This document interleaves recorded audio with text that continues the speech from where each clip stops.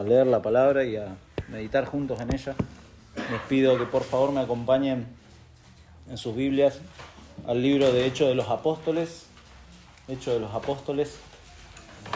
capítulo 6 de Hechos de los Apóstoles.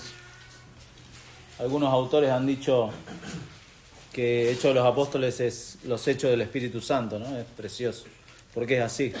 Es el Espíritu Santo obrando en la iglesia para que la iglesia, como dice capítulo 1, sean testigos fieles hasta lo último de la tierra. Y es Dios obrando en eso permanentemente. Y cada capítulo de Hechos, si ustedes lo leen en su casa, es largo Hechos, le va a tomar un tiempito, pero cada capítulo termina como con una victoria de la iglesia sobre la oposición, sobre dificultades tanto internas como externas. La iglesia prevalece por el hecho de que Dios es la que hace que prevalezca la iglesia, no los hombres, como leíamos en 1 Corintios 3. Así que, bueno, sin más introducción, Hechos capítulo 6, vamos a leer desde el versículo 1 hasta el 7. Luego vamos a pedirle al Señor nos ayude en esta mañana. Dice: en aquellos días, como creciera el número de los discípulos, hubo murmuración de los griegos contra los hebreos, de que las viudas de aquellos eran desatendidas en la distribución diaria. Entonces los 12 convocaron a la multitud de los discípulos y dijeron: no es justo que nosotros dejemos la palabra de Dios para servir a las mesas. Buscad pues, hermanos, de entre vosotros, a 7 varones de buen testimonio, llenos del Espíritu Santo y de sabiduría, a quienes encarguemos este trabajo. Y nosotros persistiremos en la oración y en el ministerio de la palabra. Agradó la propuesta a toda la multitud, y eligieron a Esteban, varón lleno de fe y del Espíritu Santo, a Felipe, a Prócoro, a Nicanor, a Timón, a Parmenas y a Nicolás, prosélito de Antioquía, a los cuales presentaron ante los apóstoles, quienes orando les impusieron las manos, y crecía la palabra del Señor, y el número de los discípulos se multiplicaba grandemente en Jerusalén. También muchos de los sacerdotes obedecían a la fe. Nuestro Dios, te damos de nuevo muchas gracias por tu palabra. Como bien nos introducía nuestro hermano Darío, es tu palabra la que tiene el poder suficiente para cambiar nuestro corazón, para no perder el asombro delante de ti y para darnos cuenta de que tu iglesia es justamente tuya y eres tú quien la hace crecer de manera genuina. Es tu palabra la que realmente nos muestra la realidad de nuestro corazón, Señor, y queremos presentarnos, tus hijos, Señor, delante de tu palabra para que tú transformes aquellas cosas que necesitamos cambiar, que tú nos ayudes a crecer en tu gracia, en la santidad que tú demandas a tu pueblo, Señor. Pero también, como siempre pedimos, Padre, si hay corazones aquí que no conocen a Jesucristo, rogamos, por favor, que tengas misericordia, que obres de la manera que solamente tú en tu poder puedes hacer en esos corazones, Señor.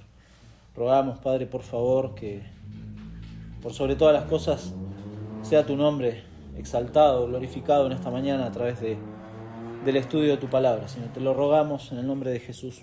Amén. Amén.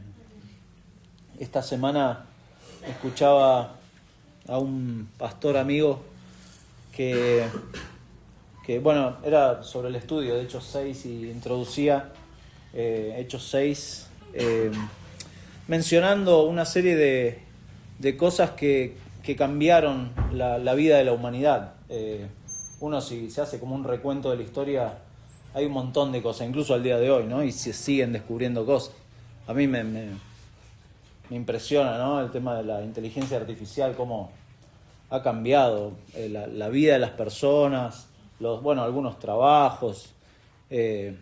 Incluso hoy ya lo piden como un requisito, saber manejar la inteligencia artificial para ingresar a ciertos sectores de trabajo.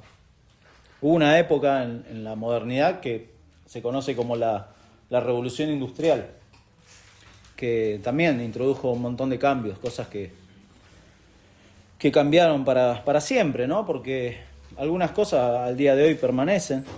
No sé si usted vio, esto es un paréntesis, usted vio a Tiempos Modernos de Charles Chaplin. Algunos me miran como diciendo, Chaplin, no es lo mío. Yo prefiero Marvel o otras cosas más entretenidas. No, es muy buena. Búsquenla. Creo que en algún canal de estos streaming lo pasa. Tiempos Modernos. Y el hombre ahí muestra, ¿no? Cómo la revolución industrial muestra eso. Cómo la revolución industrial modificó la vida de este hombre y se vuelve loco. Es una comedia / drama, ¿no? Porque muestra la realidad de que la revolución industrial, si bien ayudó a hacer diferentes cosas, a producir mucho más, los tiempos cambiaron. Los tiempos de producción se redujeron porque empezaron a trabajar en series, ¿no? Usted si conoce alguna fábrica que trabajan en series, cada uno está profesionalizado en su sector y están todos trabajando y así se aumenta la producción, obviamente se aumenta el consumo, el consumismo empezó a ser parte de, eso fue malo, ¿no? A ser parte de nuestras vidas. El trabajo fue mayor y en el trabajo fue mayor también pasó que la iglesia empezó a mirarse como algo secundario. Eso es un detalle de la historia de la iglesia, que la iglesia en la época de la revolución industrial la gente empezó a desmerecer la iglesia porque, claro, el trabajo era más importante. Desde ahí viene ese imaginario que hoy se mantiene. Hoy muchos que se dicen cristianos piensan que su trabajo es más importante que la iglesia. Y bueno, pasa eso, ¿no? Eso viene de ahí. Pero no es el tema, perdón. No es el tema del pasaje de hoy. El punto es que el hombre no descubrió nada nuevo con la revolución industrial, esto de trabajar en serie o diversificar los esfuerzos para dar mejores resultados en las tareas que se hacen, porque nadie puede hacer algo solo, o que le salga bien, hacerlo y que le salga bien, hacerlo solo y que le salga bien, porque ese es el diseño de Dios. Usted recuerda, ¿no? En la palabra de Dios tenemos ahí en Génesis al hombre solo, pobre, poniéndole nombre a los animales, y Dios vio que no era bueno que el hombre estuviera solo, y entonces le hizo ayuda idónea, no solamente para las tareas, para toda la vida. Y uno se da cuenta que aquellos que estamos casados, cuando nos dejan solos en casa, nuestras esposas, no funciona de la misma manera la cosa. Peor si tenemos que estar con nuestros hijos y ya no funciona igual. Dios es sabio en eso, ¿no? Y más adelante, usted sigue leyendo en la Biblia, ahí en el Antiguo Testamento, cuando llegamos a la construcción del tabernáculo, por ejemplo, vemos un ejemplo claro de este trabajo diversificado. Dios instruye a Moisés a esta necesidad de artesanos, de un sacerdocio, de hombres que trabajaran la madera, de hombres que tejieran telares, el trabajo diversificado, gente que supiera tallar maderas, trabajar metales. Había profesionales de eso, no era algo así improvisado.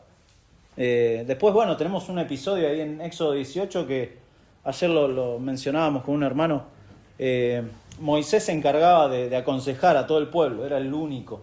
Y bueno, lo agarró su suegro, Jetro, y le dijo, no, lo voy a decir así en argentino, no podés hacer todo solo, te va a matar. Buscá hombres que te ayuden a tratar los temas secundarios, vos tratás los temas primarios, y bueno, ese es un buen ejemplo. Jetro le aconseja sobre lo cotidiano, y así encontramos dentro del pueblo de Dios roles específicos que Dios va asignando, porque Dios sabe, y esto es muy importante, Dios sabe que el único ser en todo el universo que puede hacer todo solo y sin la ayuda de nadie es Él mismo. Eso se le conoce como, y lo estuvimos también con otro hermano, estuvimos hablando esta semana, la aceidad de Dios, de que Dios es todo suficiente. La aceidad, si lo quiere anotar y buscarlo, significa que Dios es todo suficiente en sí mismo, no necesita ayuda de nadie, no necesita de pastores, por ejemplo. A veces se piensa eso, que Dios necesita a los pastores para que su obra siga adelante, y en Hechos vemos que no es así. Dios es el único ser que no tiene necesidad de nadie, pero nosotros no tenemos ese atributo de poder. Nosotros no somos, y ustedes espero que lo sepan, ¿no? Porque si no se va a frustrar en su vida. Usted no es todopoderoso. No va a poder hacer todo solo. Se va a frustrar, se va a angustiar. El orgullo del corazón es tremendo cuando uno quiere hacer todo solo y no depender de nadie. Y en el pasaje de hoy tenemos un hermoso ejemplo del diseño de Dios, de esta necesidad de ayuda que se sigue cumpliendo, delegar para diversificar y para establecer prioridades. Así le pusimos a nuestro estudio de hoy, prioridades. Y establecer prioridades requiere de cierta sabiduría, requiere de tiempo, requiere de cuidado, de ser prudente. Y esto es lo que vemos en el pasaje. Es interesante porque en el pasaje no es algo que, se les ocurrió y llamaron a cristianos entusiastas. Hay muchos cristianos entusiastas que les encantaría hacer un montón de cosas, pero con el tiempo se apagan. Y los apóstoles acá tienen este cuidado. Por eso la iglesia tiene que reconocer, y esta es la idea del pasaje, la iglesia tiene que reconocer que su crecimiento requiere asumir responsabilidades en diferentes roles, sin perder de vista las prioridades. Repito, la idea. La iglesia tiene que reconocer que su crecimiento requiere asumir responsabilidades en diferentes roles, sin perder de vista las prioridades. ¿Cuáles son las prioridades? Usted me dirá, no necesitamos crecer como iglesia. Es algo idealista y no necesariamente bíblico esa idea. Hay quienes están bien con una pequeña iglesia, cómodos, sin muchos problemas, pero no es lo que vemos en Hechos de los Apóstoles, no es lo que vemos en el diseño de Dios. Usted recuerda, hace 2 domingos vimos Mateo 28. Mateo 28, con la gran comisión, hay una idea de que la iglesia va a crecer, porque los discípulos hacen discípulos, y va a crecer. Va a crecer en la medida que Dios lo permita, porque es lo que vemos acá en Hechos. Entonces decir, no necesitamos crecer, es como una respuesta ingenua. Si usted reconoce que Mateo 28 es el mandato a predicar el Evangelio y a hacer discípulos. Si usted reconoce la autoridad de la palabra de Dios, como también vimos en Salmo 19 el domingo pasado, usted va a obedecer a Dios y va a ver cómo Dios obra a través de eso. Él va a encargarse, Dios se encarga del crecimiento.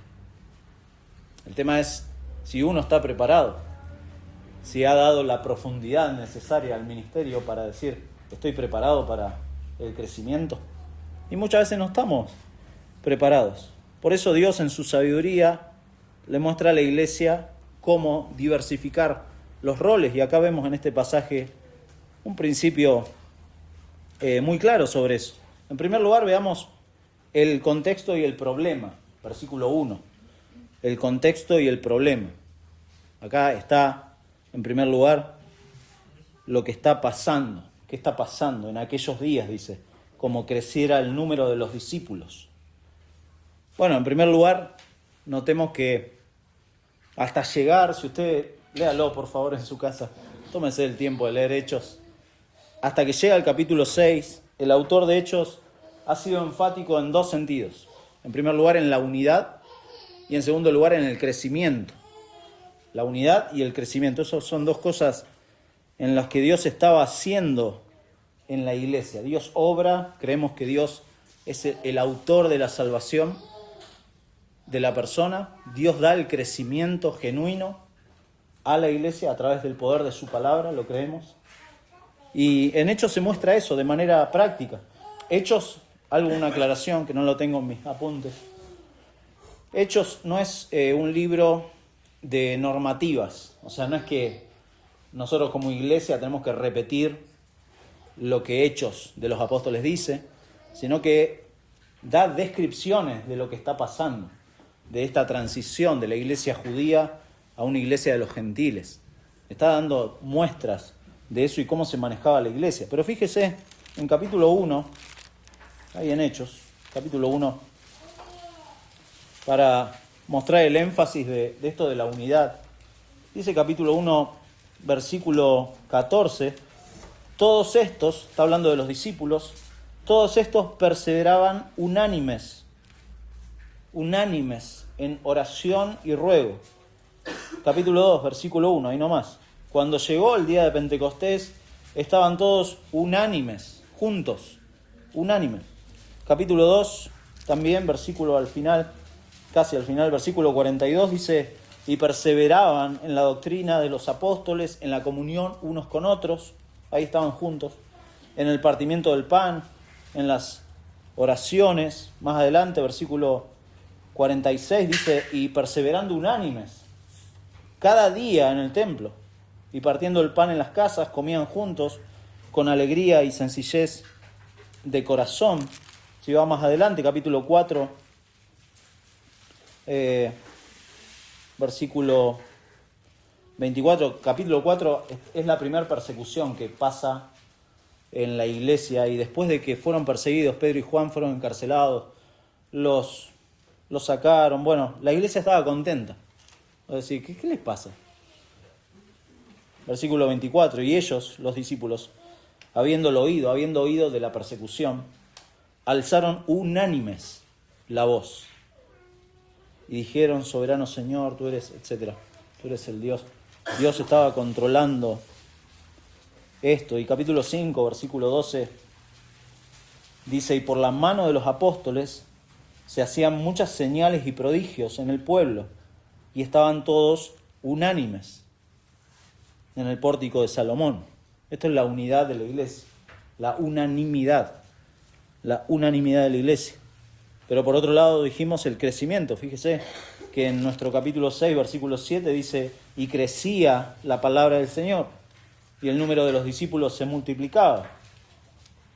Y versículo 1 de capítulo 6 dice, y en aquellos días como creciera el número de los discípulos. De nuevo está este énfasis en el crecimiento. En capítulo 2, discúlpeme que lo estoy volviendo loco, ¿no? Capítulo 2, pero no nos vamos de Hechos, peor sería si lo llevo.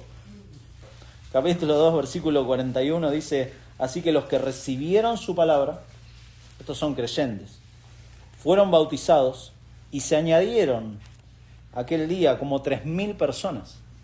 El crecimiento.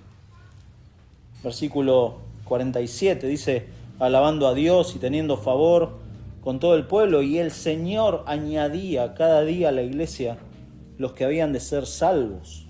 El Señor añadía. Capítulo 4, versículo 4, pero muchos de los que habían oído la palabra creyeron, y el número de los varones era como 5.000, solamente varones. Imagínense, dijimos 3.000, dijimos 5.000 varones. Esto era más grande que la Grace. Imagínense, no sé. Algunos hacen cálculos de cuánta gente y llegan, no sé, a decir entre 20.000 y 30.000 creyentes en esos primeros años. Capítulo 5 dice, versículo 14, y los que creían en el Señor aumentaban más, gran número, así de hombres como de mujeres. Acá sí hace la diferenciación. Y más adelante, de nuevo, una segunda persecución de Pedro y de Juan. Escuche lo que dicen los religiosos, los que estaban persiguiendo. En versículo 28, nos mandamos estrictamente que no enseñasen en ese nombre. Y escuche la frase esta, y ahora habéis llenado a Jerusalén de vuestra doctrina y queréis echar sobre nosotros la sangre de ese hombre. Han llenado en Jerusalén de esta doctrina esta gente. No solamente un crecimiento de personas, había un montón de gente que ya eran cristianos, sino que además estos cristianos hablaban y llenaban Jerusalén de la doctrina. Y estos estaban asustados y decían, nos quieren echar encima la sangre de este hombre. Ya, imagínense esta unidad de la iglesia y este crecimiento. Esto era la obra del Señor. Esto es la obra del Señor. Y la iglesia en medio de esto, como vemos, recibió amenazas, recibió persecución, recibió oposición. Hubo una crisis interna. Ahí en capítulo 5 hay una crisis interna en la iglesia donde un matrimonio, estaban en la iglesia, pero quisieron engañar no solo a la iglesia, sino, dice Pedro ahí, al Espíritu Santo, porque vendieron una propiedad y quisieron engañar de que, esto es todo el precio de la propiedad. Y en realidad no, se estaban guardando una parte, que estaba en todo su derecho, se podrían haber quedado con todo, pero le estaban mintiendo a Dios. El corazón de ellos no era correcto. Había dificultades. Y aquí en versículo 1 de capítulo 6, vemos que en aquellos días, como creciera el número de los discípulos, y esto en aquellos días podemos tomarlo como un comentario temporal o como un causal.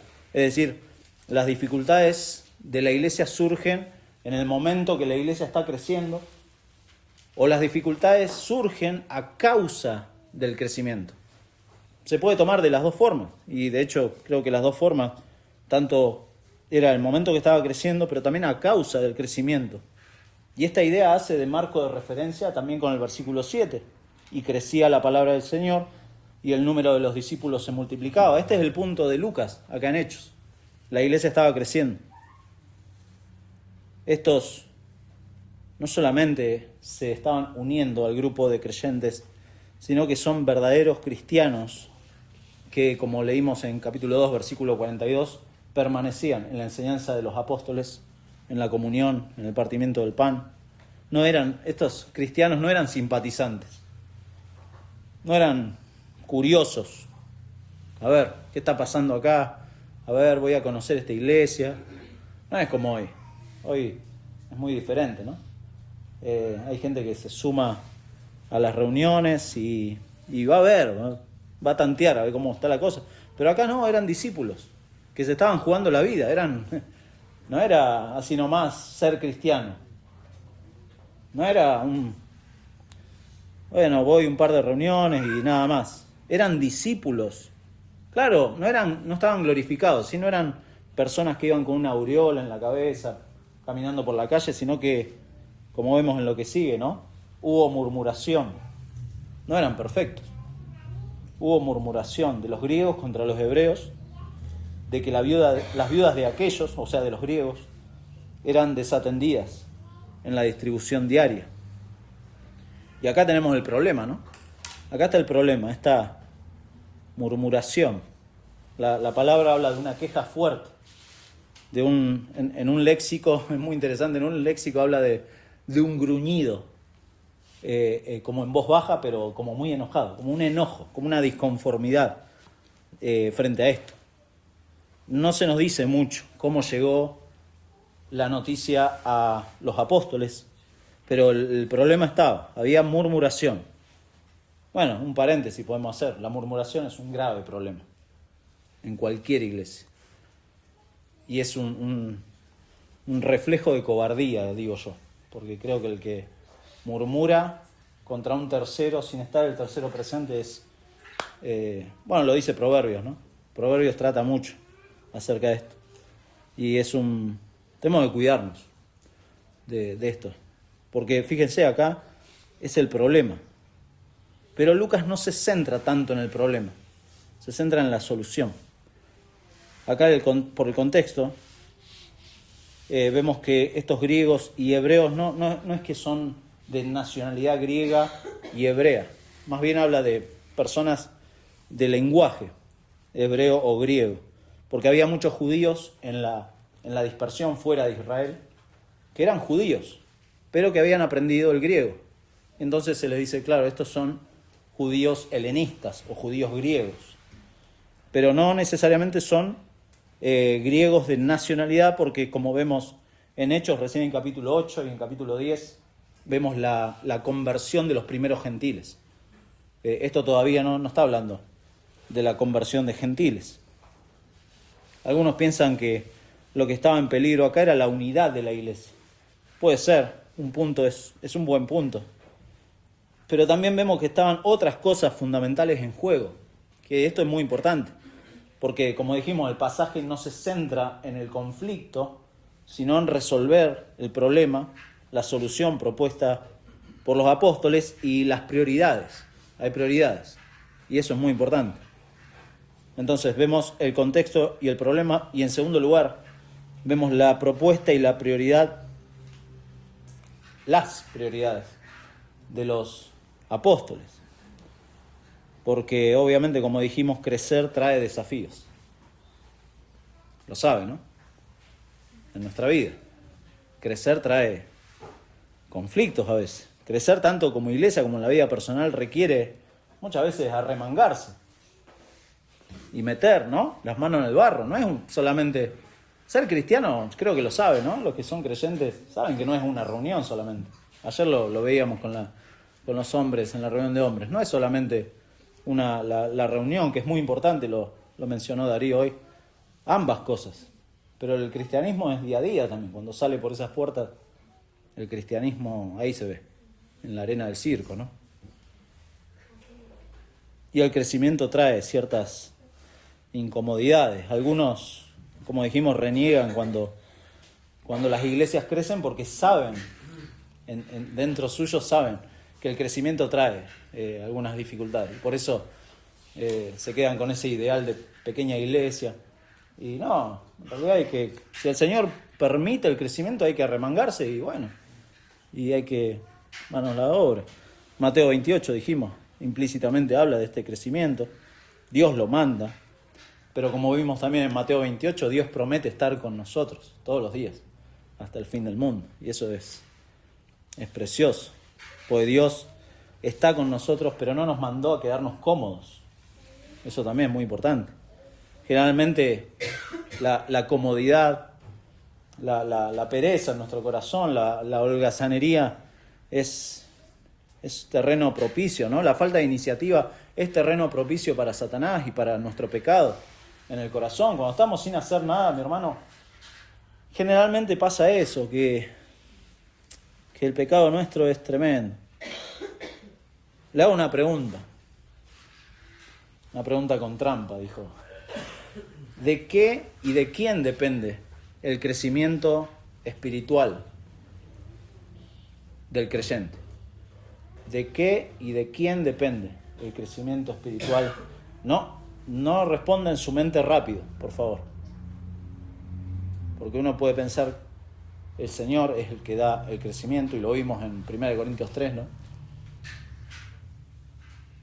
Pero cuando hablamos quiere ponerle un sinónimo a crecimiento espiritual, puede ser la vida cristiana, puede ser el crecimiento en santidad. Ahí cambia, ¿no? Ya empezamos a pensar de otra manera. ¿De qué y de quién depende? Bueno, tenemos también una parte de responsabilidad en esto. El crecimiento implica sufrimiento. El crecimiento implica sufrimiento. Los chicos lo saben. Estaba buscando acerca de los dolores que hay de crecimiento. ¿Le ha pasado? Tienen dolores de crecimiento, le dicen a los pediatras a los niños. Bueno, estaba buscando, que es medio un mito eso. En realidad no es que... Porque uno se imagina que, no sé, que el hueso empieza a crecer y te empieza a doler todo. Y yo tenía ese imaginario. Pero no, pasa por una cuestión de los músculos. Bueno, es largo de explicar. Pero eso le pasa a los chicos. Nos pasa también a los grandes. Crecer, no sé, en sus trabajos. Si uno quiere ascender en su trabajo, se tiene que poner a laburar. No tiene que... ¿No? Bueno, en algunos lugares no pasa eso. A unos le dan alguna posición por... No sé, ¿por qué? Pero en otros lugares cuesta mucho. Y requiere una incomodidad. En cambio, si usted se quiere mantener en comodidad, evitando la confrontación o metiendo la mugre debajo de la alfombra, bueno, déjeme decirle que no va a crecer espiritualmente. No va a crecer espiritualmente. Este es el principio que vemos en la acción de los apóstoles. En lugar de hacer la vista gorda al problema vemos en versículo 2 que ellos convocaron a la multitud de los discípulos, se arremangaron y dijeron, bueno, acá hay que hacer algo. Acá hay que hacer algo porque tenemos un problema. Aparentemente había cierta informalidad, ¿no? en la distribución de los recursos. Y entonces los apóstoles buscaron una solución inmediata. Ahí hay que hacer algo.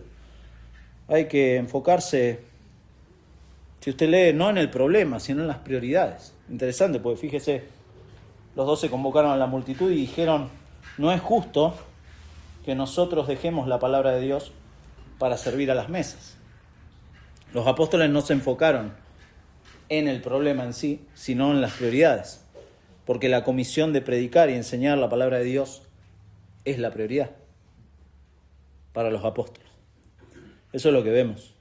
La tarea pastoral, incluso a lo largo de la Biblia, tiene precisamente estos dos enfoques, la predicación y la oración.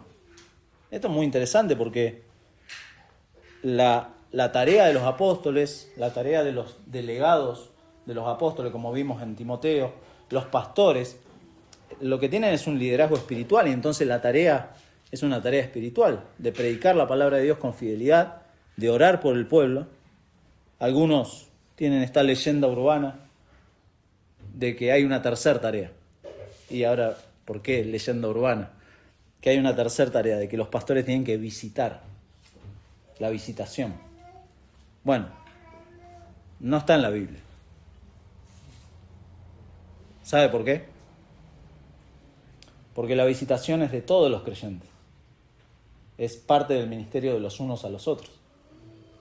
La visitación para edificar espiritualmente a mi hermano, bíblicamente, no para, como decimos, no para juntarse a tomar mate solamente y hablar del partido de fútbol del fin de semana. Si a usted le gusta el fútbol, claro. Si le gusta otra cosa, capaz que habla de otra cosa. Pero las dos tareas principales, y esto lo marcan los apóstoles acá, no es justo, dicen, que dejemos estas cosas. Eso es la responsabilidad de, en este caso, los apóstoles. Honestamente, algunos menosprecian la tarea pastoral, incluso piensan que no es un trabajo predicar la palabra de Dios. Esto lo digo con cierta angustia. Uno se pregunta, yo me preguntaba, leía esto y digo, si no es un trabajo realmente, si no es un esfuerzo, si no hay diligencia, si esto de estudiar y predicar la palabra de Dios y orar por los hermanos no es realmente un gran esfuerzo que los pastores hacen, yo me preguntaba, ¿por qué los creyentes en general no leen la Biblia y no oran? ¿Por qué no lo hacen? Si no es un trabajo, si no es un gran esfuerzo, ¿por qué no lo hacen? Y mucha gente dice, no, me cuesta leer la Biblia. Imagínese un pastor que diga, no, me cuesta leer la Biblia. ¿Y a qué te dedicas? Volver al banco, claro. ¿Se entiende? Y esta es la prioridad de los apóstoles acá.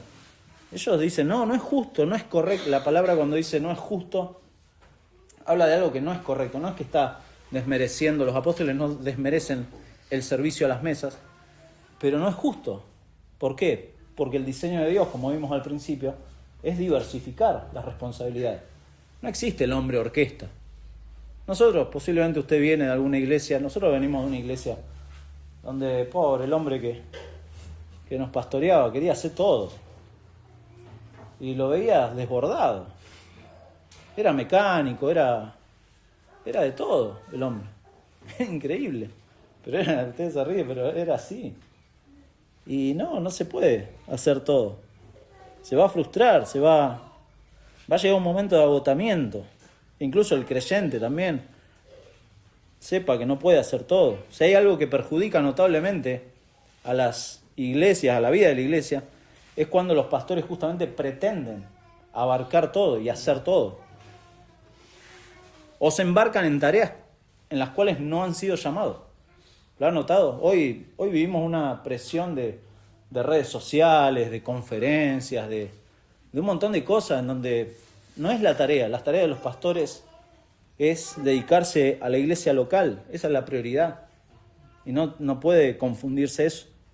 Si usted pretende que, no sé, tener un pastor famoso, bueno, lo lamento por usted, se va a frustrar en eso. Vaya, no sé, quizá múdese a República Dominicana, quizá encuentra algunos más famosos. Por eso también la iglesia tiene una necesidad y es una realidad y es un tema de oración que lleva tiempo, el tema de la pluralidad de pastores, de tener diáconos, con el fin de mantener el enfoque, las prioridades, la rendición de cuentas. Esto también de mirar y analizar los cambios, el crecimiento, que muchas veces son necesarios, porque evidentemente la iglesia va a crecer y van a aparecer nuevas dificultades. Lo que no cambia es la prioridad, porque no es justo, dice acá los apóstoles, no es correcto, no es aceptable que quienes se llaman pastores no se dediquen justamente con diligencia al estudio de la palabra de Dios y a la oración, porque son ellos los que alimentan espiritualmente a la iglesia. Imagínense, vaya imaginándose qué hubiera pasado, y pensaba en esto, ¿no? ¿Qué hubiera pasado si los apóstoles, en este caso, Hechos 6, se hubieran arremangado y bueno, no hay nadie? Vamos a servir a las mesas. Y dejaban la palabra de Dios. ¿Qué hubiera pasado si no se resolvía esto? Y acá hay un imperativo. Les dice a la gente, buscad hombres entre ustedes, con claros requisitos, ahí, que usted lo puede leer. Que dice, llenos del Espíritu Santo y de sabiduría. Está diciendo también justamente que estos hombres no es que estaban dedicados a las cosas prácticas solamente. No, estaban llenos del Espíritu Santo y de sabiduría. En el retiro de hombres de este año, del año pasado, el pastor Ricardo nos hacía pensar y nos preguntaba, ¿cómo se ve un hombre lleno del Espíritu Santo y de sabiduría? ¿Qué tiene? ¿Una cosa, un aura rara alrededor de él? ¿Cómo se ve eso? Bueno, se ve en la vida, cómo la palabra de Dios ha afectado la vida de la persona. Eso es alguien lleno del Espíritu Santo. Entonces eran hombres también comprometidos con la palabra de Dios, con una palabra de Dios en donde el Espíritu Santo nos da la sabiduría, donde tenemos la enseñanza, el consejo de Dios lo tenemos a través de la palabra. Entonces esta gente estaba llena del Espíritu Santo. Significa eso, gente que estaba comprometida.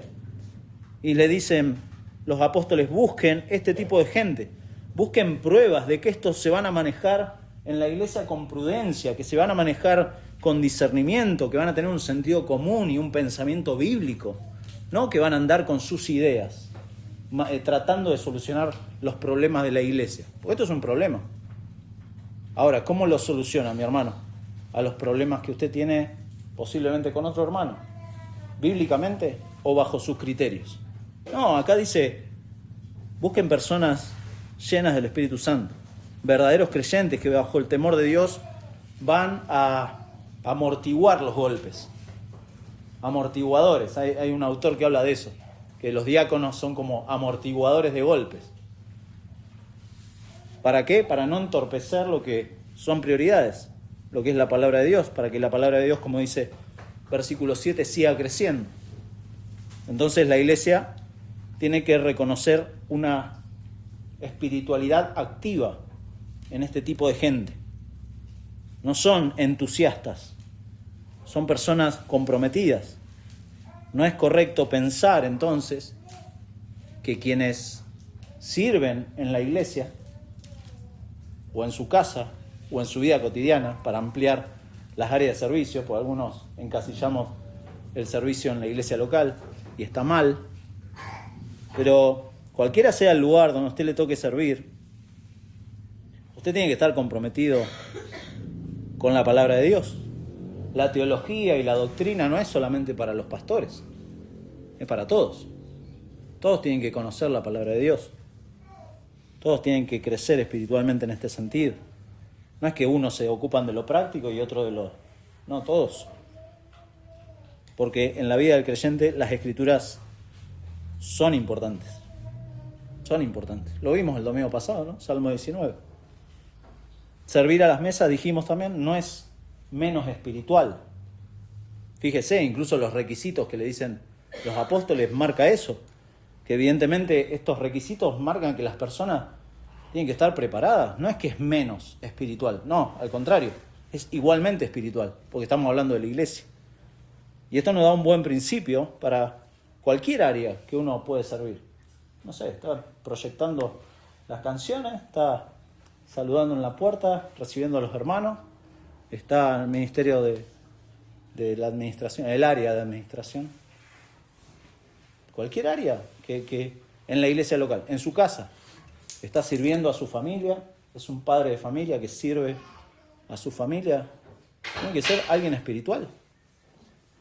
Tiene que ser alguien que está comprometido con la palabra de Dios. No hay áreas menos espirituales que otras. Y por eso es prioritario que sean personas llenas del Espíritu Santo y de sabiduría. Y esto, mi hermano, no es para desanimarlos, porque usted me va a decir, es una vara alta, ¿no? Yo no tengo sabiduría o no soy muy espiritual. Pero no es para desanimarlo, sino al contrario, es para animarlo a que ese alto estándar que tiene Dios para su iglesia nos anime a decir, bueno, tengo que crecer, tengo que seguir creciendo en el Señor, tengo que conocer la palabra de Dios. Y fíjese, versículo 4, el énfasis de nuevo. Y nosotros, o sea, los apóstoles, persistiremos en la oración y en el ministerio de la palabra. Ese es el foco, el ministerio de la palabra. Nosotros, dice la Biblia de las Américas, nos entregaremos. Hay como una dedicación plena, como que alguien que se tira arriba de esta tarea de predicación y de oración. Porque las prioridades obviamente requieren una entrega, una persistencia, una dedicación. Lo dijimos antes, no es un tema de entusiasmo. Si usted reconoce entusiasmo en usted, cuídese, pues se le puede pasar. Y eso no sirve. Hay mucha gente, ¿no?, que hace eso. Los apóstoles incluso persistieron en esto. Fíjese cómo Pablo en 1 Timoteo, en capítulo 4 de 1 Timoteo,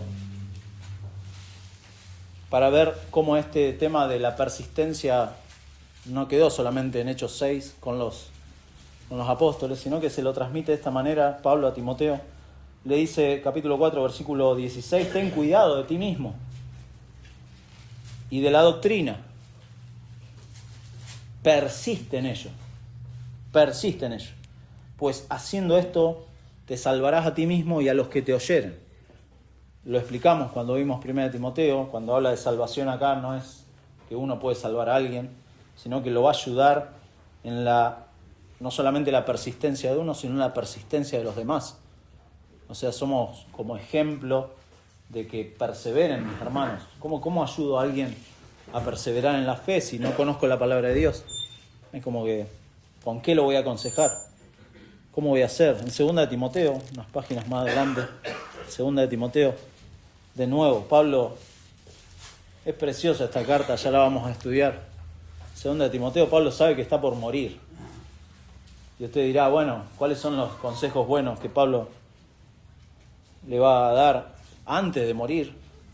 Le dice, pero persiste tú en lo que has aprendido y te persuadiste, sabiendo de quién has aprendido. Persistí en esto, porque esto es importante, esto es prioritario. Y entonces vimos el contexto, el problema, la propuesta, las prioridades de los apóstoles. Veamos ahora la elección de estas personas, que estas personas no tenían que hacer un servicio social.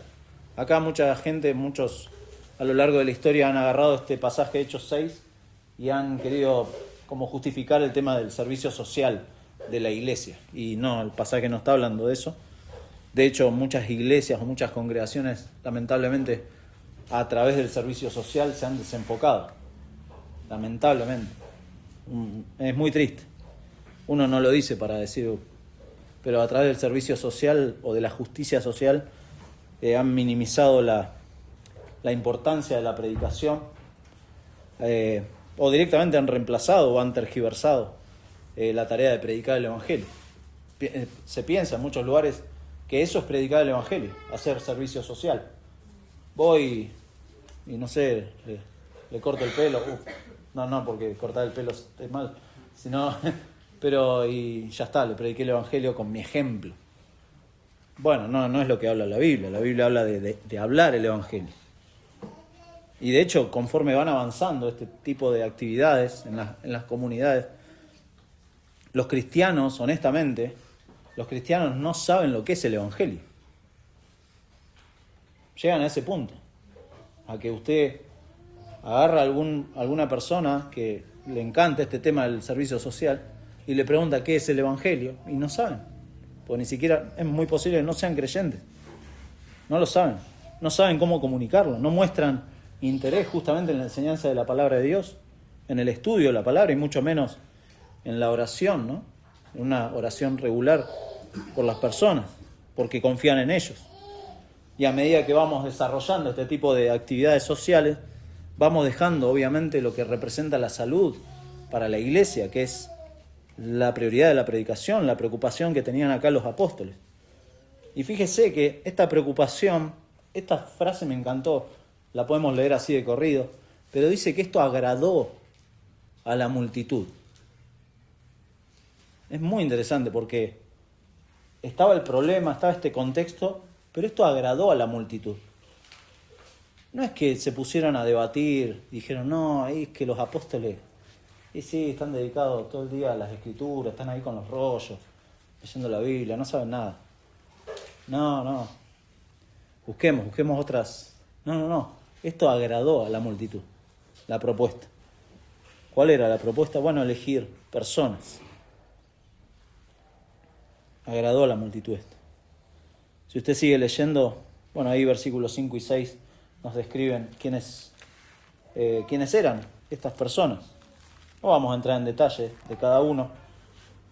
Versículo 5, agradó la propuesta. Eligieron a Esteban, varón lleno de fe y del Espíritu Santo, a Felipe. Esos dos primeros, Esteban y Felipe, nos sirven como de introducción a lo que usted sigue leyendo. Ahí capítulo 8 en adelante aparecen los dos. El resto de los nombres son de origen griego.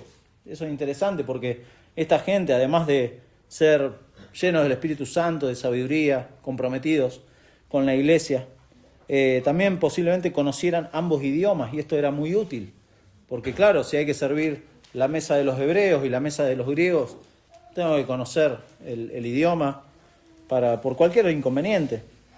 El pasaje no nos dice mucho más, pero esto era importante, ¿no? para llevar adelante la tarea. Y entonces son presentados, dice, a los apóstoles, quienes orando les impusieron las manos. Bueno, los presentaron delante de los apóstoles, reconocieron la autoridad de los apóstoles, la gente, no es que se pusieron a debatir, pero sin duda delante de toda la congregación conocían a estos hombres, a estos 7 hombres.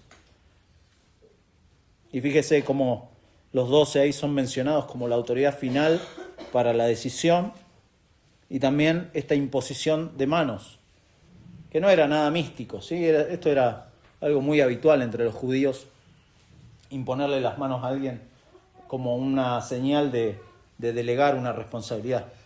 Eso es la imposición de manos, no es que le estaban transmitiendo una especie de poder, no había nada de eso, sino que era simplemente apoyarle las manos para decirle, confiamos en ustedes, hagan la tarea. Y oran mientras le imponen las manos, pues saben que es Dios, en definitiva, el que está involucrado en este llamado que están haciendo la iglesia y los apóstoles. Después Lucas no nos dice mucho más, es interesante, ¿no? Porque dijimos, el pasaje no se centra en el problema, y de hecho uno sigue leyendo y no, es como que no sabemos. ¿Y qué pasó? ¿Y cómo distribuyeron las mesas? ¿Cómo se organizaron? Quisiéramos que nos dijeran más cosas, ¿no? Pero ahí Lucas quería enfocarse en este tema del crecimiento de la iglesia y lo que Dios estaba haciendo en la iglesia. El punto del pasaje no es el conflicto, no es la solución, sino en las prioridades. En las prioridades que tenían los apóstoles de predicación y de oración, que como dijimos son los pilares de la salud de la iglesia, del crecimiento de la iglesia. El crecimiento de la iglesia no se va a dar por servicio social, a eso apunta el pasaje también. Se da por mantener las prioridades y el foco de atención en esto. Y de hecho, versículo 7 y lo último, vemos el crecimiento de la iglesia. Dice, versículo 7, y crecía la palabra del Señor y el número de los discípulos se multiplicaba grandemente en Jerusalén. También muchos de los sacerdotes obedecían a la fe.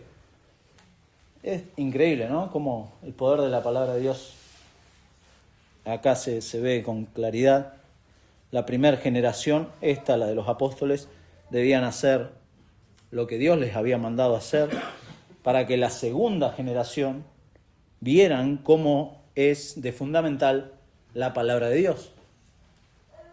Por eso les dije al principio, imagínense si los apóstoles se remangaban y decían, bueno, vamos a hacer nosotros esto de las mesas. Y no, bueno, lo de la palabra de Dios, no hay problema. Lo de la palabra de Dios lo dejamos de lado. Vamos a hacerlo nosotros. Imagínense qué hubiera pasado con la segunda generación. Se hubieran dedicado al servicio social también y hubieran dejado la palabra de Dios y así sucesivamente. ¿Qué hubiera sido de la siguiente generación? ¿Qué hubiera sido? ¿Se da cuenta cómo se hubiera disuelto? Pero Dios en su sabiduría y en su providencia mantuvo el foco de atención en estas prioridades. Si no, las palabras del Señor Jesús, todo lo que el Señor Jesús les enseñó a sus apóstoles, se hubieran quedado en la nada. Si no hubiéramos dedicado, todo se habría olvidado. Y la iglesia sería lo que es, bueno, como dijimos antes, en muchos lugares. En muchos lugares no hay palabra de Dios. No hay palabra de Dios. Mucho menos la oración. No son cosas importantes. Lo importante son otras cosas. Pero acá no, acá dice, no es justo. No es justo que se olvide esto. No es justo que la iglesia de golpe se convierta en un centro terapéutico o de asistencia social. No es justo. No es justo porque hombres dieron su vida por la palabra de Dios. No es justo porque los apóstoles eran encarcelados, apedreados, tratados a golpes por la palabra de Dios. No eran perseguidos y martirizados por servicio social. No, nunca en la historia de la iglesia un cristiano fue perseguido y matado por dar servicio social y ser amable y tener un testimonio amoroso con la gente. No, fue por predicar la palabra de Dios. Fue por tener una voz profética en donde se denunciaran las cosas que estaban mal. Por eso los cristianos daban la vida. Entonces no es justo. No es justo que dejemos, no es correcto que dejemos a un lado la palabra de Dios para darle prioridad a cosas que si bien son importantes, pero no son ni la palabra de Dios ni la oración a nuestro Dios. No son. Dice 1 Corintios 1:21 que Dios eligió. No las iglesias, no los pastores, ni siquiera los apóstoles. Dios eligió salvar a los pecadores por la locura de la predicación. Es una locura, porque así salva el Señor a los creyentes. La gente no se salva por la caridad. La gente no se salva por el servicio social. La gente no se va a salvar por su buen testimonio de ayuda práctica. No, se va a salvar por la locura de la predicación del Evangelio. Está bien, obvio que está bien hacer cosas para ayudar a los hermanos, por supuesto que sí. Por supuesto que sí. Pero ¿sabe qué? La ayuda práctica a mi hermano no le va a dar crecimiento espiritual, a menos que esté influenciado por la palabra de Dios. Por eso siempre decimos, si va a visitar a un hermano, compartan la palabra de Dios. Abran la Biblia, oren juntos. No se pongan a hablar de bueyes perdidos. No les va a dar crecimiento espiritual eso. No hay crecimiento real si dejamos a un lado la palabra de Dios y la desmerecemos. No hay crecimiento real. Hay amiguismo, hay cosas, pero no hay crecimiento. No lo hay. Mucha gente, me animo a decir, mucha gente se va con ropa, se va con comida, se va con sus necesidades cubiertas, se va posiblemente hasta con una Biblia, se van directamente al infierno. ¿Usted se da cuenta? Usted le puede dar todo a la gente, pero si no le da la palabra de Dios, lo está mandando al infierno con su servicio social. Y eso es tremendo, no es justo, no es correcto. No es correcto que la iglesia haga esto, de desmerecer la palabra de Dios. ¿Cómo vamos a predicar el Evangelio si no hablamos la palabra de Dios? Y fíjese, acá dice, y crecía la palabra del Señor, y el número de los discípulos se multiplicaba grandemente en Jerusalén. Acá el sujeto de la frase, para mencionar algo técnico, el sujeto es la palabra de Dios, el sujeto de la frase. O sea, es Dios mismo quien hace efectiva la predicación del Evangelio. Es Dios el que está actuando, la palabra de Dios. Es quien hace que las personas lleguen a la fe en Jesús. Es Dios mismo. Por eso usa esta figura del lenguaje.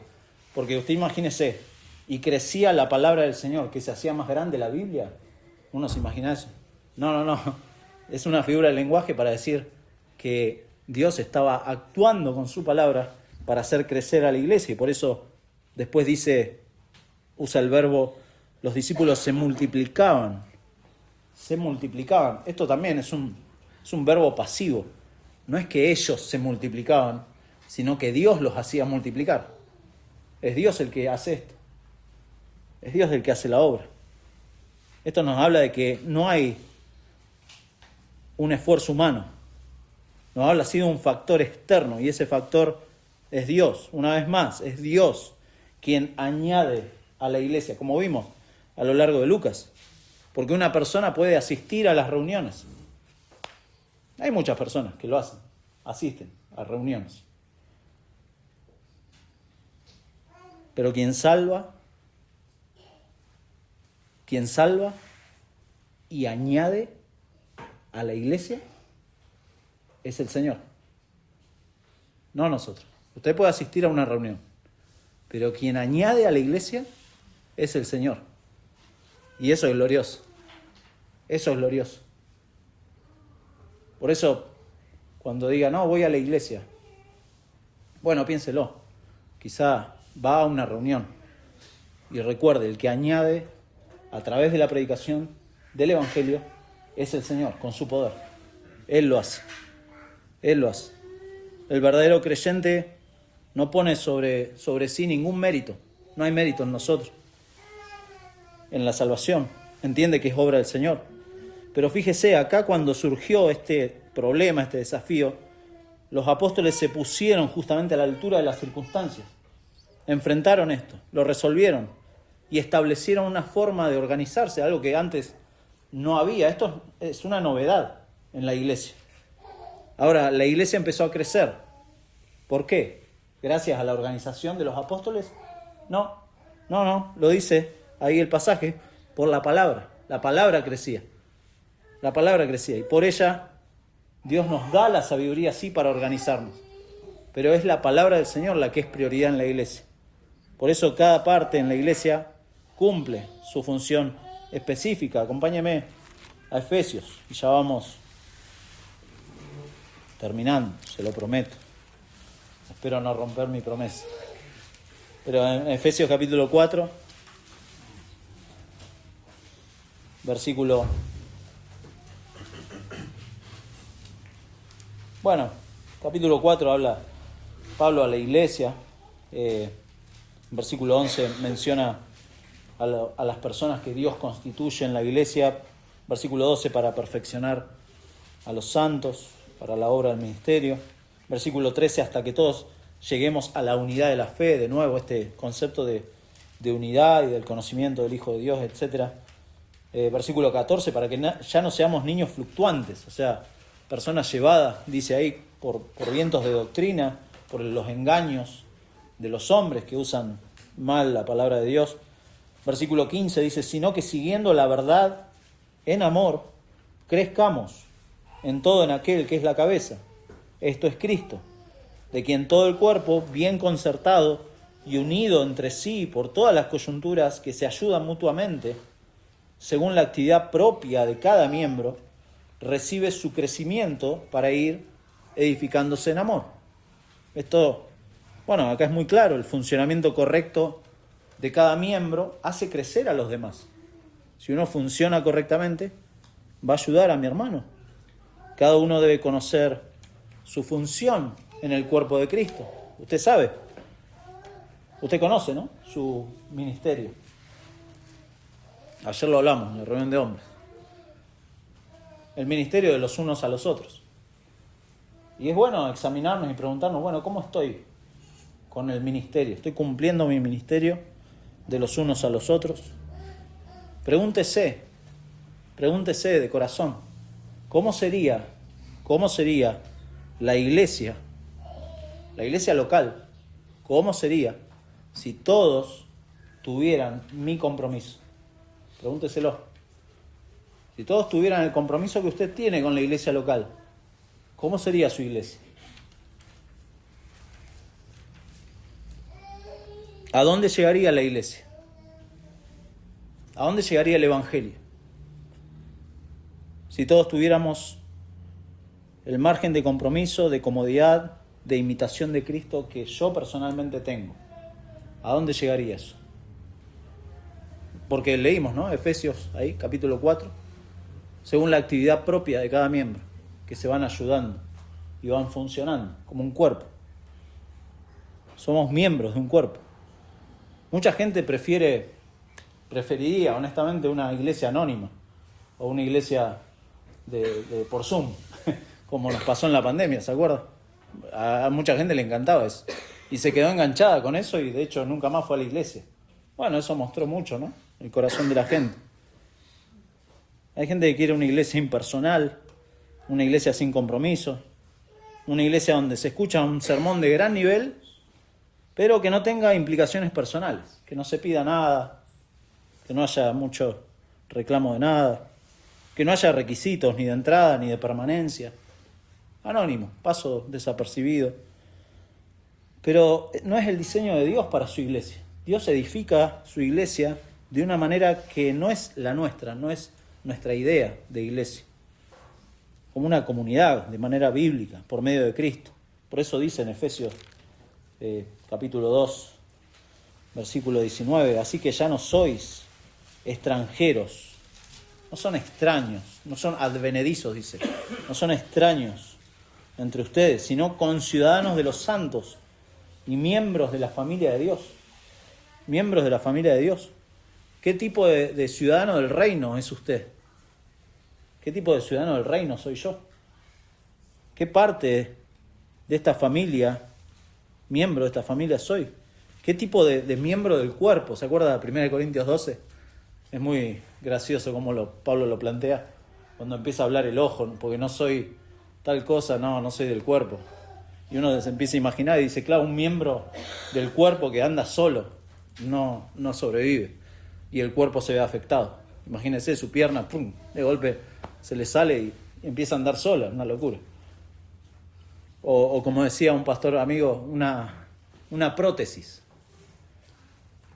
¿Cómo funcionan las prótesis? Perdón si alguien tiene prótesis, pero no es para mofarme. Pero las prótesis, las prótesis dentarias, bueno, es diferente, pero una prótesis funciona cuando uno se la pone y deja de funcionar cuando se la saca.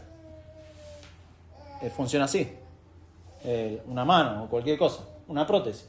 Entonces, si uno es miembro como una prótesis, bueno, funciona en algunos aspectos, en otros no. Funciona un tiempo y después deja de funcionar y así anda por la vida. No, tampoco es eso. Tampoco. Esto es la iglesia de Dios y entonces uno tiene que buscar hacer lo que agrada a Dios. Queremos buscar eso.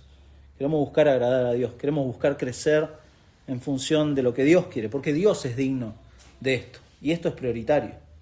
Esto es prioritario. Por eso dijimos, la iglesia tiene que reconocer que su crecimiento requiere asumir responsabilidades en diferentes roles, sin perder de vista las prioridades. Y la palabra de Dios, la fidelidad a la palabra de Dios, la persistencia en las oraciones.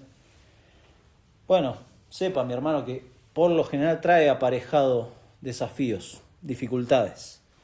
Pero no nos escondamos o no hagamos como que no pasa nada. Va a haber dificultades, porque es así. Y hay que resolverlo bíblicamente. Tenemos que ponernos a la altura, como hicieron acá los apóstoles, ¿no? A la altura de las circunstancias, sin perder de vista las prioridades. Para eso, como vemos acá en el pasaje, se requiere de hombres, de buen testimonio, llenos del Espíritu Santo, de sabiduría, pero también que la iglesia toda tiene que crecer. Yo pensaba frente a este pasaje, imagínense si la multitud de discípulos no hubiera tenido este nivel de compromiso. ¿Qué hubiera pasado, no? ¿Qué tipo de gente hubieran convocado? Estos 7 capaz que eran, no, porque este es mi pariente, o este es mi amigo, o no, pero los apóstoles dijeron, lleno del Espíritu Santo y de sabiduría. Y si la iglesia toda no tenía el nivel de compromiso con la palabra de Dios y la oración, hubieran elegido como se les ocurría a ellos. Y esto es muy importante. ¿Cómo hubieran observado a los hombres si no tenían un nivel de compromiso? ¿Cómo eligen, no? No hubiera sido confiable esta multitud.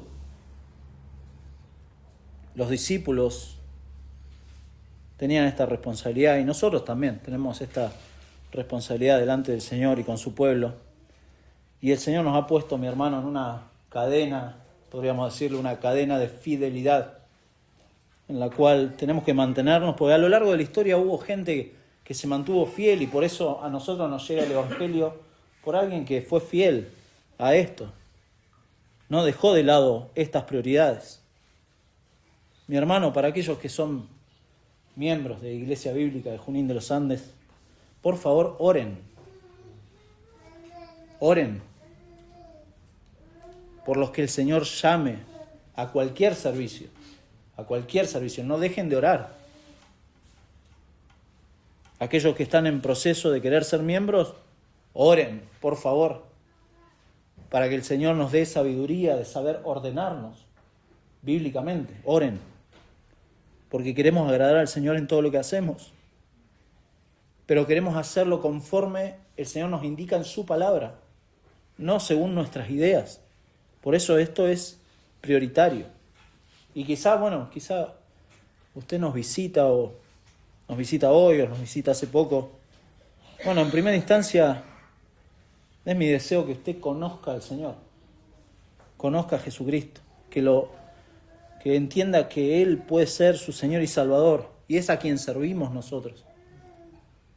Porque Él es el único mediador que con la entrega de su vida ha ganado un pueblo y ha garantizado la salvación de aquellos que creen. Hoy lo leyó el hermano Darío. Ahí en Efesios 1 está claramente la teología de la salvación. Esto es muy claro. El Señor salva a los que Él quiere porque nadie puede ir a Dios por sus medios. Nadie puede ir presentándole sus buenas obras o su servicio social. Nadie es digno del perdón de Dios. Somos merecedores de la justicia de Dios, de la ira de Dios, porque lo rechazamos, lo dejamos de lado. Entonces, ¿cuál es el llamado? Si usted está visitándonos hoy o hace poco y realmente está dudando si realmente es salvo, arrepiéntase de sus pecados. Vaya delante de Dios y pídale por favor al Señor, tenga misericordia de usted, porque, y esto es precioso, hay una promesa en la Biblia de que el Señor no rechaza a los que van a Él de esta manera, en actitud de arrepentimiento, humillados delante de Él. Pídale misericordia, pídale que cambie su corazón para amarle como Él merece ser amado, para obedecer su palabra. Porque si no ama a Dios no va a obedecer su palabra. No podemos poner el carro delante del caballo. No deje pasar esta oportunidad. Si usted no no conoce a Cristo, no tiene nada. Va a ser un asistente. Un asistente. No va a estar añadido a la iglesia. Él hace eso. Dios añade a la iglesia, a su iglesia. Por eso es precioso, Pablo se los recuerda, y con esto sí, termino.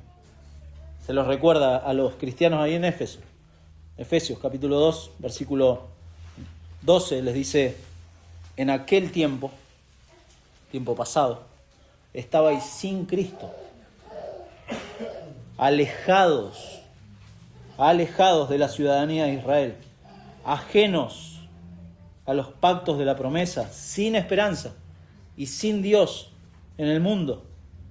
Pero ahora, en Cristo Jesús, vosotros que en otro tiempo estabais lejos, habéis sido hechos cercanos por la sangre de Cristo, porque Él es nuestra paz, que de ambos pueblos hizo uno, derribando la pared intermedia de separación, aboliendo en su carne las enemistades, la ley de los mandamientos expresados en ordenanzas, para crear en sí mismo de los dos un solo y nuevo hombre, haciendo la paz, y mediante la cruz reconciliar con Dios a ambos en un solo cuerpo, matando en ella las enemistades, y vino y anunció las buenas nuevas de paz a vosotros que estabais lejos. ¿Se da cuenta que no hizo nada usted? Y a los que estaban cerca, porque por medio de Él, y solo por medio de Él, me animo a agregar, no le estoy agregando la Biblia, pero es así, lo dice en otras partes Pablo, por medio de Él, los unos y los otros tenemos entrada por un mismo espíritu al Padre. Por medio de Él. No hay otra forma de llegar a Dios. Es por medio de Él. No hay otra forma de ser parte de la iglesia que Dios está formando. Solamente por medio de Cristo. No hay otra forma.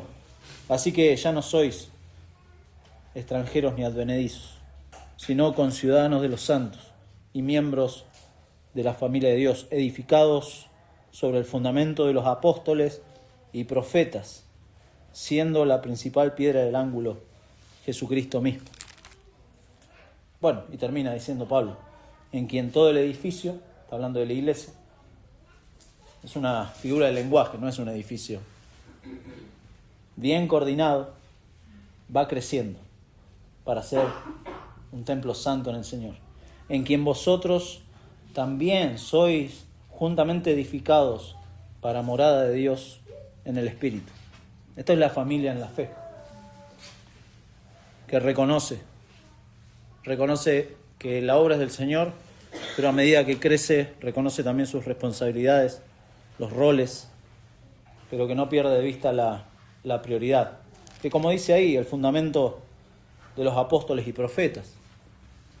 Si los apóstoles se hubieran dedicado a servir a las mesas, Pablo ahí en Efesios 2:20 no hubiera dicho, porque la iglesia se hubiera edificado sobre otra cosa y no hubiera sido, sin ninguna duda, la principal piedra del ángulo. Jesucristo hubiera quedado llena de cosas inservibles arriba, ¿no? Pero gracias a Dios por su providencia y cómo guió a estos hombres, y Dios guíe a nuestra iglesia también a ser fieles a estas prioridades. Vamos a orar, hermanos. Señor, gracias por tu palabra. Gracias por cuidar a tu iglesia.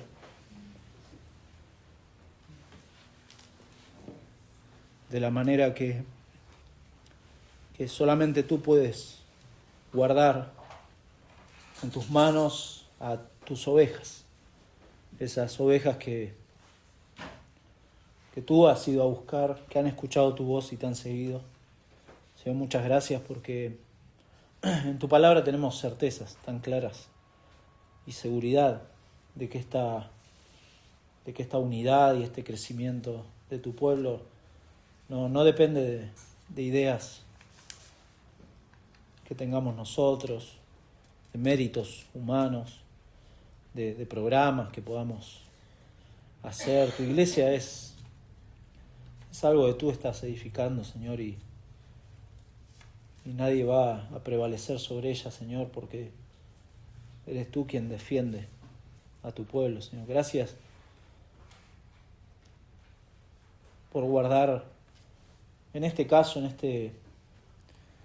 este pasaje vimos cómo guardaste a los apóstoles, cómo guardaste a los discípulos, cómo tú seguías obrando en la iglesia, dándole crecimiento a través de tu palabra.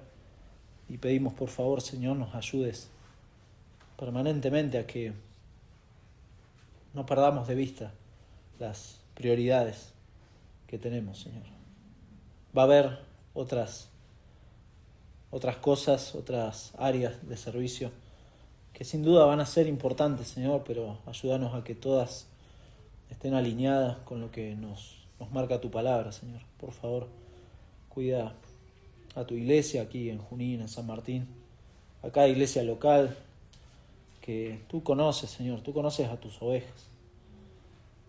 Pero Padre, por favor, rogamos que también nos ayudes a mantenernos fieles, no solo en predicar tu palabra, sino en anunciar el Evangelio con claridad a aquellos que no te conocen, Señor. Pedimos justamente si hay alguien aquí que no conoce a Jesucristo, por favor, muéstrale que el único mediador entre Dios y los hombres es Jesucristo.